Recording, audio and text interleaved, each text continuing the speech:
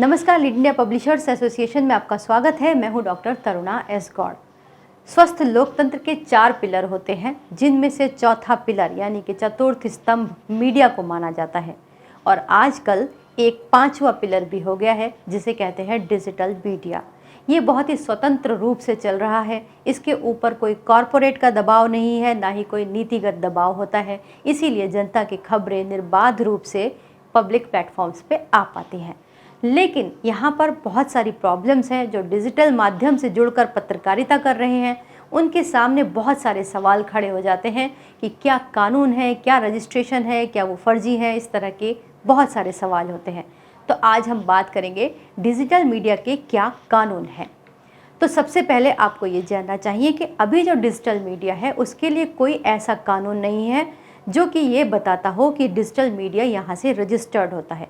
खासतौर से रजिस्ट्रेशन का कोई कानून ही नहीं है। जैसे प्रिंट मीडिया के लिए आरएनआई से रजिस्ट्रेशन होता है, इलेक्ट्रॉनिक मीडिया के लिए एमआईबी से रजिस्ट्रेशन होता है, लेकिन इस तरह का कोई कानून डिजिटल मीडिया के लिए अभी तक नहीं है। लेकिन फिर भी लोग आज यूट्यूब और वेबसाइट के माध्यम से डिजिटल पत्रकारिता कर रहे हैं। तो इनके लिए कुछ सर्टेन गाइडलाइंस हैं। ध्यान रखिए कि ये काम करने की गाइडलाइंस है, रजिस्ट्रेशन का प्रोसेस नहीं है। ये बात खुद सूचना और प्रसारण मंत्री अनुराग ठाकुर ने भी कही कि ये जो गाइडलाइंस हैं, ये काम करने के लिए हैं, ना कि रजिस्ट्रेशन की ये प्रोसेस है। ये गाइडलाइंस एमआईबी ने खुद जारी की हैं, तो इसीलिए ये गाइडलाइंस आपके लिए बहुत इंपॉर्टेंट हो जाती हैं। तो आइए जानते हैं कि क्या हैं वो गाइडलाइंस। सबसे पहले आईटी रूल 21।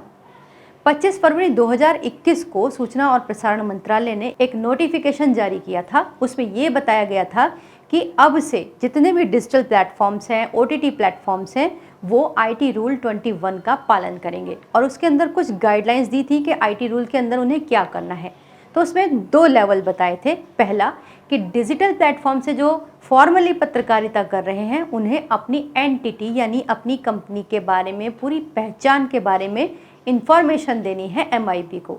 और दूसरा लेवल उन्होंने सेट किया था कि जितने भी इस तरह के प्लेटफॉर्म्स हैं, चाहे वो यूट्यूब हो, चाहे वो इंटरनेट से चलने वाली वेबसाइट्स हों जो न्यूज़ दे रही हैं, या कुछ भी एंटरटेनमेंट की सामग्री दे रही हैं वो, या फिर ओटीटी प्लेटफॉर्म्स जैसे कि आप नेटफ्लिक्स है, अमेजन प्राइम है, वूट है, इस तरह के जितने भी ओटीटी प्लेटफॉर्म्स हैं, इनको ग्रेवियंस रीएड्रेसल सेल्स बनाने थे।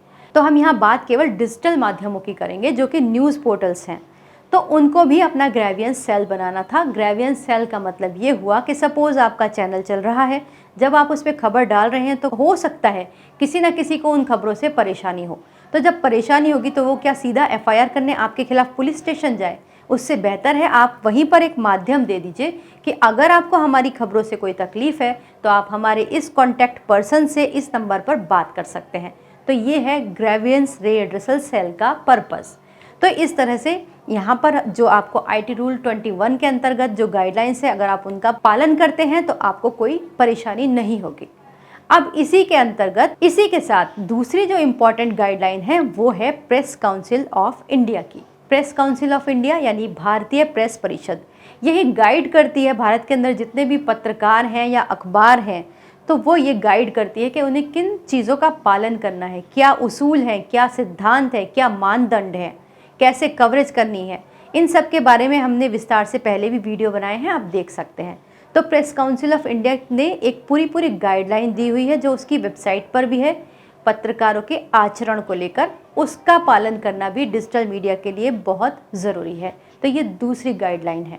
तीसरा, क्योंकि जितने भी वेबसाइट्स हैं या फिर यूट्यूब चैनल्स हैं जो जर्नलिज्म कर रहे हैं इसके माध्यम से, उनके ऊपर एक और कानून लागू होता है। वो है केबल टेलीविज़न नेटवर्क अधिनियम 1995।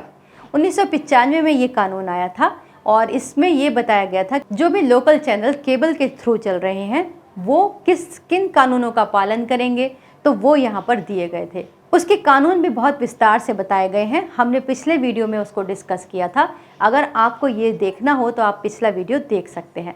तो इस तरह से आपने जाना कि अभी डिजिटल मीडिया के लिए कोई स्पेसिफिकली रजिस्ट्रेशन का कानून नहीं है, लेकिन पत्रकारिता के आचरण के लिए यानी जर्नलिस्टिक कोड ऑफ कंडक्ट्स के लिए पूरी गाइडलाइंस हैं, जो आपको यहाँ पर मिल सकती हैं। पीसीआई में मिल सकती है, केबल टेलीविज़न नेटवर्क अधिनियम 1995 में मिलेगी और IT रूल 21 में आपको ये गाइडलाइंस मिलेंगी। तो आप इनको ध्यान से देखिए और इसको फॉलो करते हुए अपना चैनल चलाइए। अगर आपको लगता है कि आपको कुछ समझ नहीं आ रहा तो आप हमारे हेल्पलाइन नंबर पर कॉल कर सकते हैं या पुराने वीडियोस देख सकते हैं। इस बार हमने सोचा है कि कुछ ऐसा और करें कि आपको कुछ इंपॉर्टेंट वीडियोस रिकमेंड करें जो आपको वीडियो के नीचे डिस्क्रिप्शन बॉक्स में मिलेगा। तो आपको पुराने वीडियोस देखकर ये टॉपिक और अच्छे से समझ में आएंगे। उम्मीद करते हैं ये वीडियो भी आपको अच्छा लगेगा और आप इसे पसंद करेंगे, शेयर करेंगे और सब्सक्राइब करेंगे। वीडियो देखने के लिए बहुत बहुत धन्यवाद।